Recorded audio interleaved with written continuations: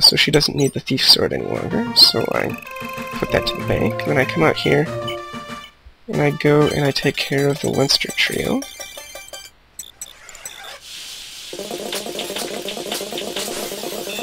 Leaf is pretty much a boss.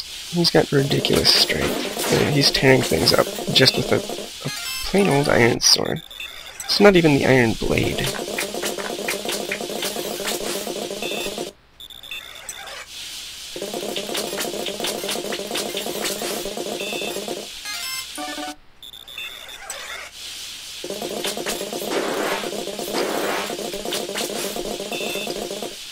He does need to switch to the iron blade for this general, though. But, hey, it's not even the heaviest weapon in his arsenal. Which he breaks out for Xenon, because that monster crit definitely was needed to put him down. We go ahead, we send Leaf eastward, bring Nana in, sell her staff for the moment to get the cash for the ring.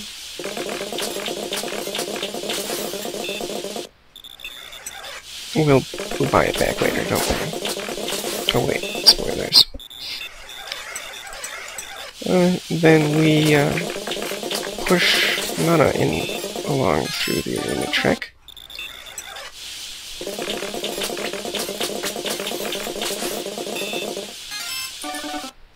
I find out with my surprise that due to her extensive use last chapter, the prayer sword is actually almost already broken, and in fact it breaks right here, so I'll need to repair that, which will dip into her funds on a significant margin. But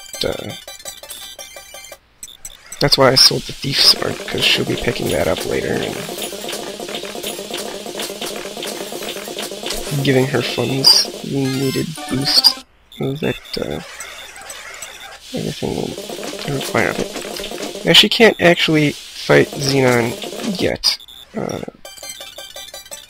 so she just gets herself a little bit wounded. The plan is then that she will get some heals from the castle, and then be able to prayer him eventually. Now selling Finn's lance there to get the early elite was, in retrospect, a really dumb idea, considering he gained 0 experience from the first fights. Could probably have even done with only gaining, you know, half of the, 4 he got from the second fight.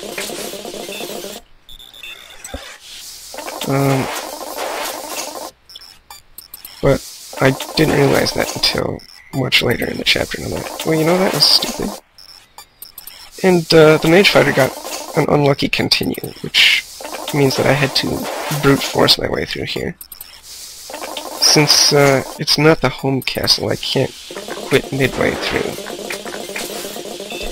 and soften the random numbers with somebody else, so that was unfortunate, but okay, Finn is beast.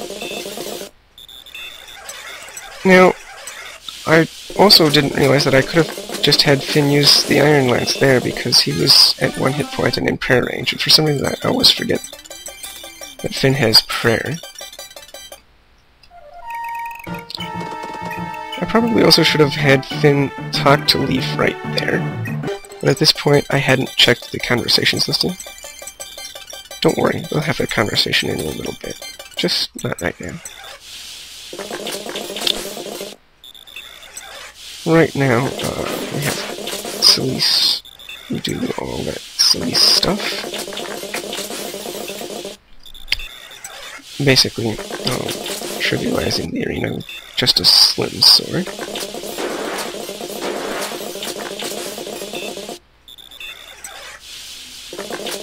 Which I guess after seeing Leaf's performance isn't that much to brag about, because Leaf was doing almost the same thing with the iron sword. The difference is, Celise didn't need to upgrade for the final 2 fights. Then we do a little bit of item nip. We get Lean the leg ring here. taking it off of Celise will slow our general rate of seizures, but putting it on lean gives us so much more flexibility in getting experience to the rest of our army that there's absolutely no comparison in my mind that for the type of ranked play I'm doing, where absolute minimum turn count is not the goal. This is the best choice for the late run.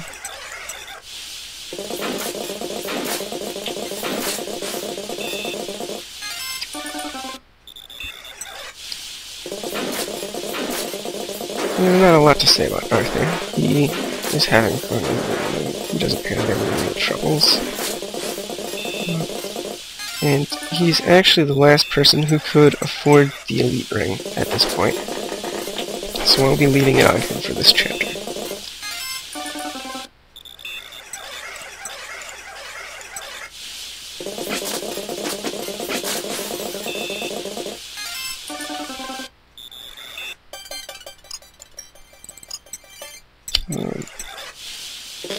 Lester and Dunwood still needed additional cash.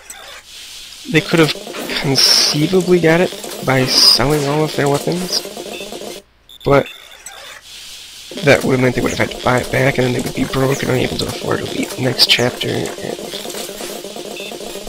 it didn't seem like a wise idea. So I just have them plow through here.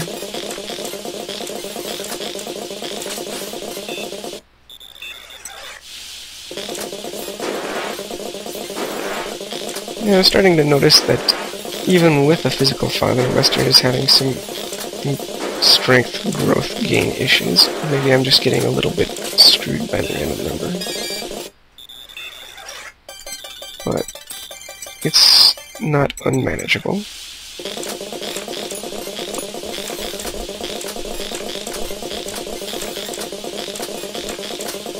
I did repair the hero bow there. It wasn't going to break in the arena, and I needed something for him to spend his extra cash on, otherwise he would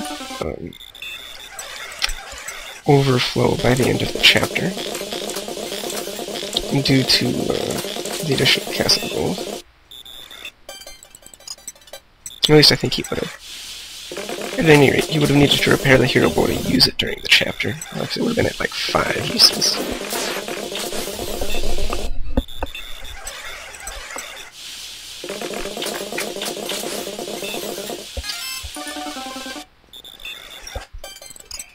So Download is now going through. We have an Orphe to soften up some random numbers, destroy the end boss because he's Orphe.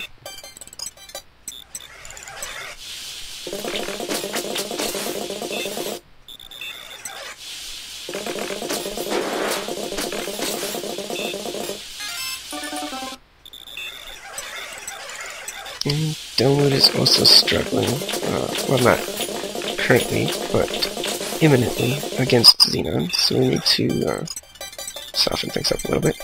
So I buy the steel sword for Shannon because it's less expensive than any of his other weapons, and it'll basically be his arena sword.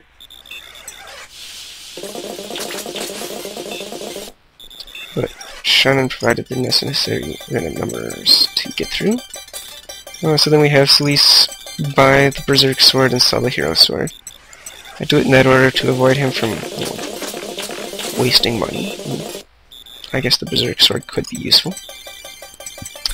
And then Dunwood cleared the final with the Hero Sword, so all is well.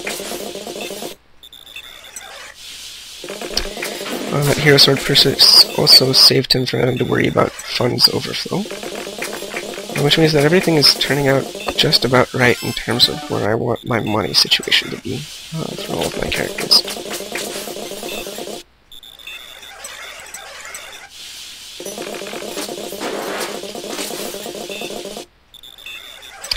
So I gave Alice a Slim Sword, just for these rare instances where he's facing X-Men and he doesn't want to waste the Mistle team. It's basically going to be a supplement arena weapon, although for a lot of it he'll probably just use the Iron Lance one, if possible.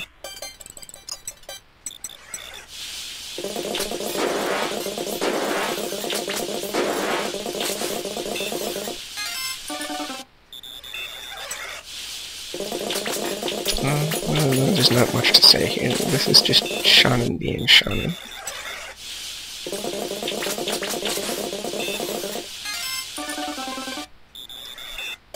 A little bit of item manipulation. I repaired the steel sword, or the steel blade for launch. In retrospect, she could have just barely survived without repairing it, but I didn't know that in advance. I sent the warp staff Julie's way, and I had Johan pick up the skill ring.